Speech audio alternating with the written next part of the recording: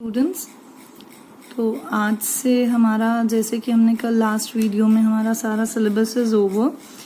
तो what I have thought कि हम फर्स्ट 2 डेज मतलब आज और कल में मॉड्यूल 5 रिवाइज कर लेंगे। तो हम इसे स्प्लिट कर लेते हैं टॉपिक वाइज। तो अगर हम मॉड्यूल 5 में टोटल टॉपिक्स करें तो 1 वाज लाइन इंटीग्रल, ठीक है। फिर टॉपिक 2 में हमने पढ़ा है Cauchy integral theorem. Then topic 3 was Cauchy integral formula और इसी में डेरिवेटिव्स के लिए भी एक कंसेप्ट था। तो next topic was topic 4 Taylor's and Laurent series, ठीक है। Topic 5 was zeros and singularities. Then topic 6 था कॉची रेजिड्यू थ्योरम। फिर हमने इसको एप्लीकेशन पार्ट्स में करे जिसमें 0 से 2 पाए क्वेश्चंस किए cos theta comma sine theta के। तो this was topic 7। Then topic 8 था, इसमें 2 टाइप्स के क्वेश्चंस किए माइनस इन्फिनिटी से infinity fx dx fx has zeros, no zeros on real axis, and minus infinity से infinity fx dx where fx has zeros on real axis. So this is the summary of module 5. Total इसमें 8 topics रहेंगे।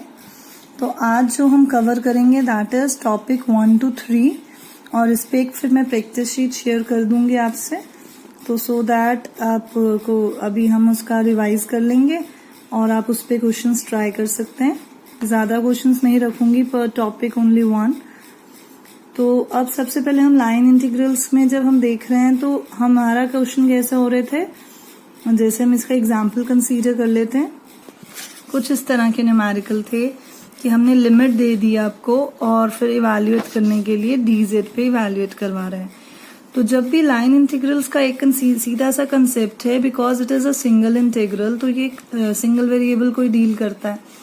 तो हमें या तो पूरा question z में y में कन्वर्ट करना है या पूरा क्वेश्चन x में कन्वर्ट करना है या फिर x और y दोनों को t में कन्वर्ट करना है। तो this is the only option कि जिससे कि हम पूरा क्वेश्चन सिंगल वेरिएबल में कन्वर्ट कर लेते हैं और फिर हम उसको integration on a single variable कर लेते हैं। तो इसके लिए मोस्टली क्वेश्चंस ये तो जो हैं ऐसे तो 2 मार्क्स में आते हैं कि लाइन इंटीग्रल में हमने आपको दे दिया लॉन्ग दिस कर्व और दिस कर्व। तो इसके लिए प्रैक्टिस के लिए मैंने न्यूमेरिकल शेयर कर दिया आपसे। बट हाँ, अगर इसमें 10 मार्क्स की बात करें तो इसमें क्वेश्चन आ सकता है बट वो इसके साथ कंबाइंड टॉपिक पे आएगा नेक्स्ट टॉपिक के साथ कॉची इंटीग्रल थ्योरम के साथ। जब ट्राइंगल पे या स्क्वायर पे या फिर रेक्टेंगल पे इंटीग्रेशन रहती है वो एक इसका मेजर टॉपिक है, वहां इसका बेसिक कंसेप्ट यूज होता है। तो अभी के लिए अभी फॉर प्रैक्टिस हम दोबारा से कर रहे हैं तो मैं एक छोटा सा एग्जाम्पल कंसीडर कर लेती हूँ इसका, तो वो हम ट्राई कर लेते हैं। तो this is the question, evaluate this integral इस लिमिट से इस लिमिट तक along line joining the points 1 - 1 and 2, 3। तो स्टेप 1 क्या रहता है, इसमें पहले ये इमेज ड्रॉ कर लेते हैं, उससे एक तो इजी हो जाता है न्यूमेरिकल समझना भी और करना भी।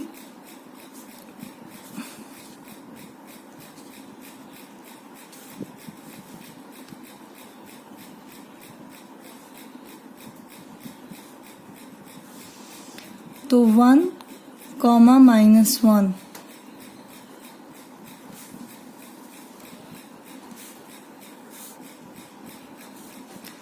दिस इज द पॉइंट 1, -1 और एक पॉइंट है 2, 3। और हमें लाइन ज्वाइन करनी है इसके साथ इससे, तो अब this is P, this is Q, तो integral is along PQ where P is a point 1 minus 1 and Q is 2, 3.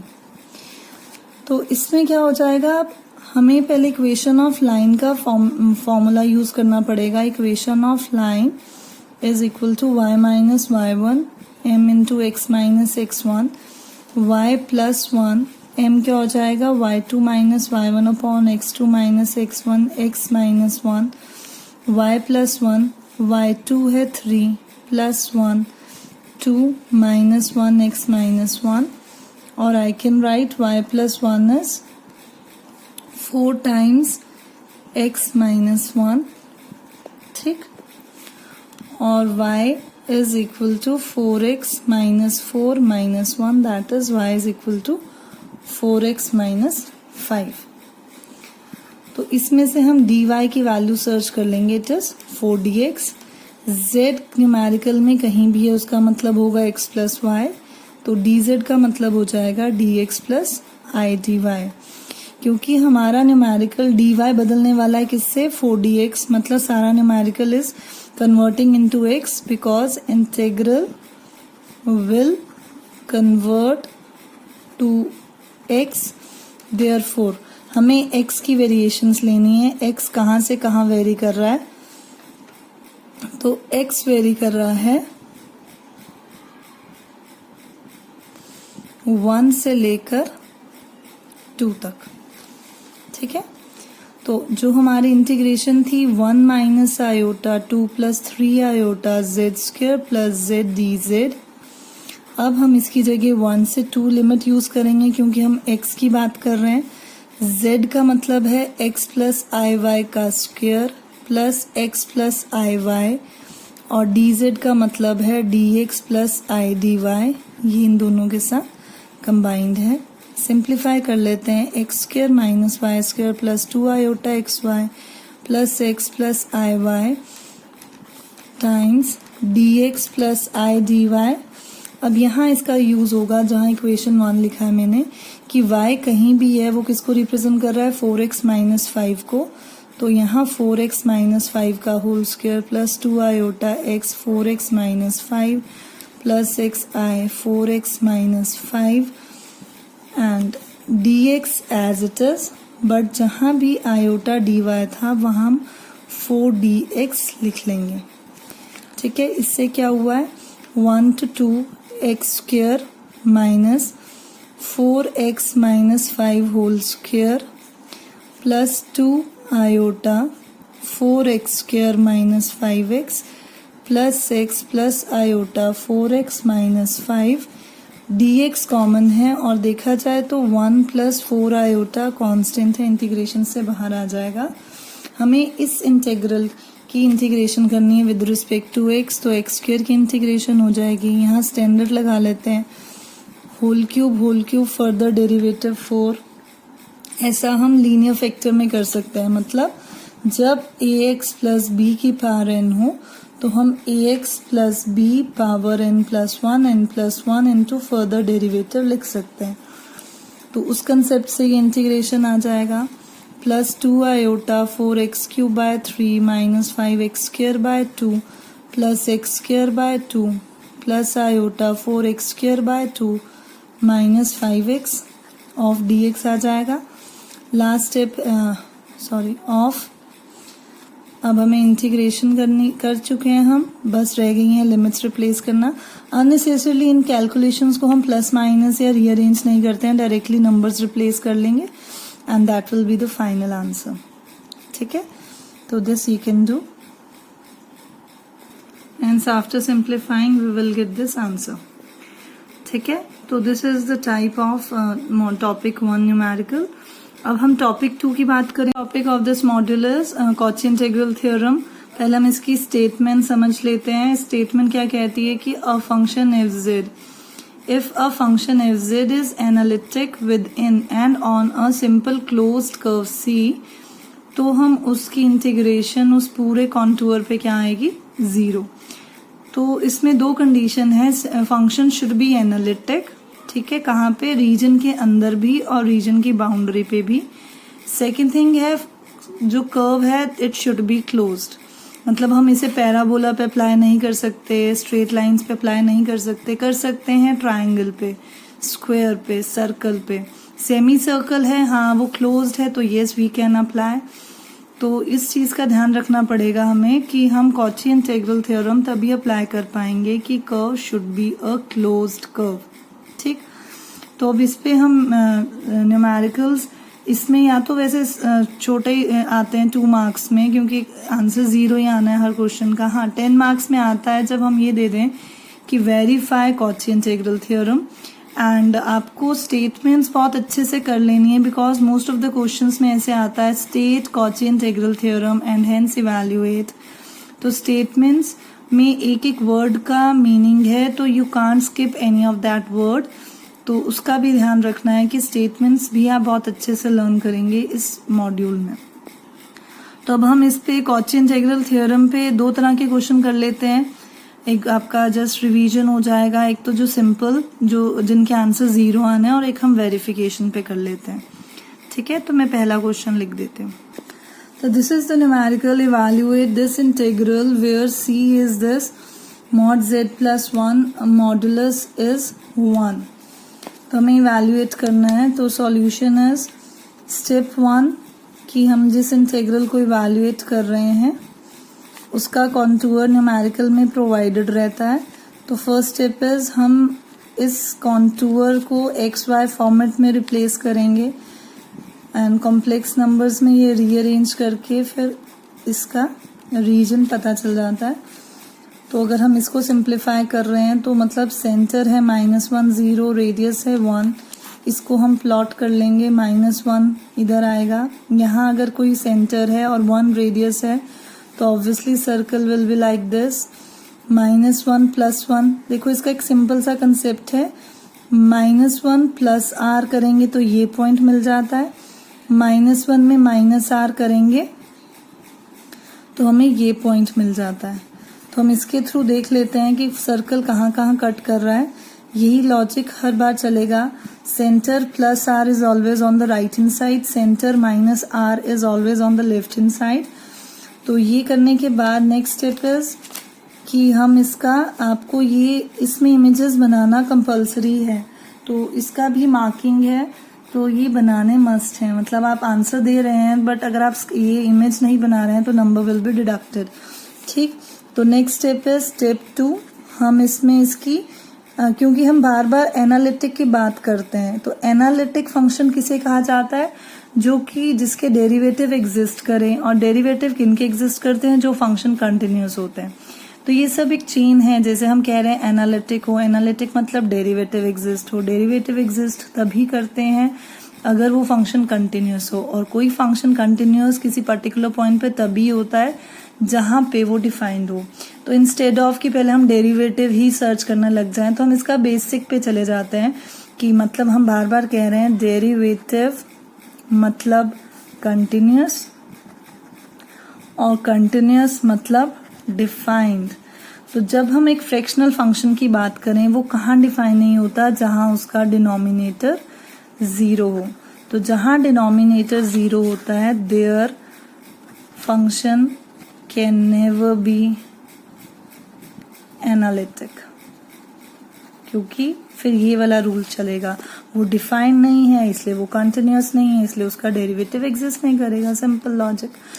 अब इसी को हम सिंगुलर पॉइंट कहते हैं और इसी को हम पोल कहते हैं, तो वो भी हम एक और अलग से टॉपिक में भी करेंगे। बट हाँ, जितनी बार हम ये कह रहे हैं डिनोमिनेटर 0, तो जो डिनोमिनेटर 0 होती हैं वो उस फंक्शन की पोल्स हैं।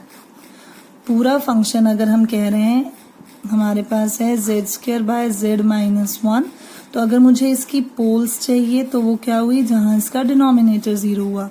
इसी को हम सिंगुलर पॉइंट भी कह सकते हैं। तो जब हम सेकेंड स्टेप में हम सीधा ही करते हैं, पोल्स की बात कर लेते हैं, पोल्स ऑफ fz। तो इस क्वेश्चन की पोल कहाँ होगी, जहां इस फंक्शन का डिनोमिनेटर 0 है। ये हमारा न्यूमेरिकल था। न्यूमिनेटर हमें कभी ट्रबल नहीं करता, it is always defined, it can never give a value infinity. कौन इन्फिनिटी देता है, हमेशा डिनोमिनेटर। तो जहां डिनोमिनेटर 0 होगा वहीं पे इसकी पोल्स एग्जिस्ट करेंगी। या तो हम स्प्लिटिंग द मिडिल टर्म से कर लें, चाहे हम इसको डिस्क्रिमिनेंट रूल से कर लें। तो इट इज -1 प्लस माइनस 16 से आएगा 4 और 2 से कट जाएगा तो 2 आयोटा। तो -1 2 एंड -1 -2। हमेशा एक कॉम्प्लेक्स नंबर को रिप्रेजेंट करना है पॉइंट में, तो जहां आयोटा है वो y को रिप्रेजेंट करता है, जहां आयोटा नहीं है वो रियल x को रिप्रेजेंट करता है। तो इसके अकॉर्डिंग हम डिसाइड कर लेंगे -1 2। तो -1 2 अगर ऑब्वियसली इसकी रेडियस 1 है तो ये यहाँ पे भी तो 1 तक गया होगा। एक पोल इधर आ रही है, एक पोल नीचे आ रही है, क्योंकि अगर इसकी रेडियस 1 है तो ये मैक्सिमम यहाँ 1 तक ही गया होगा ना, और यहाँ -1 तक गया होगा। और हम बात कर रहे हैं -1 -2 -1 +2। तो both poles are lying outside. This is the step 3 कि हमने लोकेट कर लिया पोल्स को, और we will write because both poles are lying outside given curve C, therefore function is analytic within and on C, therefore by Cauchy integral theorem। ये लिखना must है, मतलब जब हम क्वेश्चन कर रहे हैं कि आप कौन सा थ्योरम इस पे अप्लाई कर रहे हैं वो मेंशन करना, it is must. It is 0। Clear? तो अब इस पे हम एक वेरिफिकेशन हम कर चुके हैं, वो मैं आपको प्रैक्टिस के लिए लिख देती हूँ क्वेश्चन, जो कि हम दोबारा से ट्राई कर लेंगे। मोस्टली वेरिफिकेशन इसमें स्क्वायर या रेक्टेंगल्स की आती है। तो this is the numerical verify Cauchy's integral theorem for function this where C is the perimeter of the square this। तो स्टेप 1 क्या है कि हम पहले इस पे जब भी वेरिफिकेशन आएगी एक बार पहले हम थ्योरम से दिखा देंगे कि आंसर 0 आ रहा है, फिर through line integration we will prove कि आंसर इज 0। तो solution is,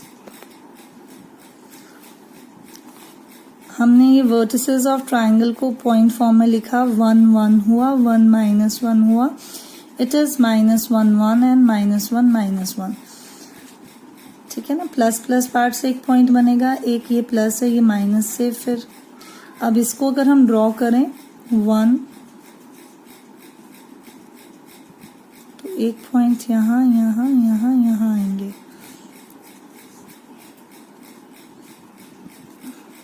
this is -1 1 1 1 1 -1 and -1 -1। तो ये ज्वाइन करके दिस इज द कॉन्टूर। जब भी हम कॉन्टूर बनाते हैं हम इसको हमेशा एंटी क्लॉकवाइज बनाएंगे। तो फ्रॉम हेयर टू हेयर हम इसकी नेमिंग कर देते हैं ABCD। ठीक है, अब आप लिखेंगे function is z² + 3z + 2 which is a polynomial and polynomial functions are always analytic anywhere। उन्हें पूरे किसी रीजन से फर्क नहीं पड़ता है पॉलिनोमियल्स को। therefore this is analytic in square 2, hence by Cauchy integral theorem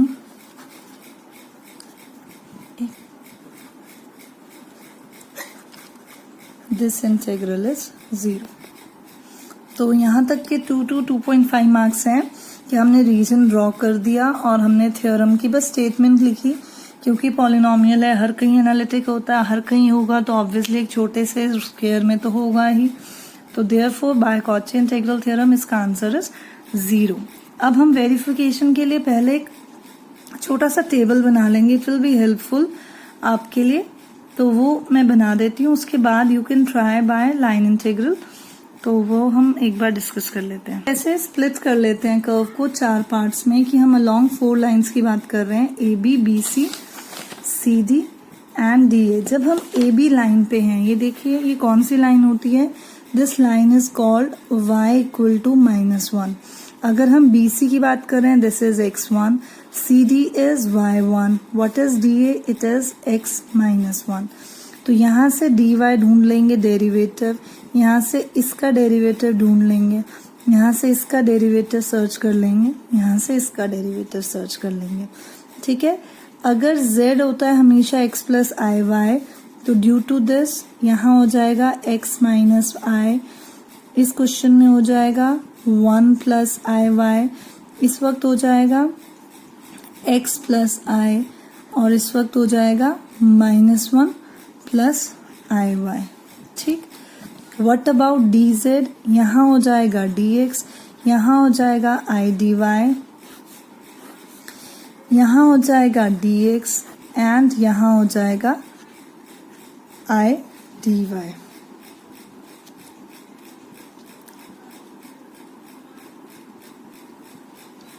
ठीक है, the last step is variations लिखनी है हमने। अगर हम इस लाइन में देखें, y कांस्टेंट है, यहाँ भी -1 है, यहाँ भी -1 है, x वेरी करा -1 से +1। इस लाइन में x कांस्टेंट है, BC में वेरी कौन कर रहा है, y,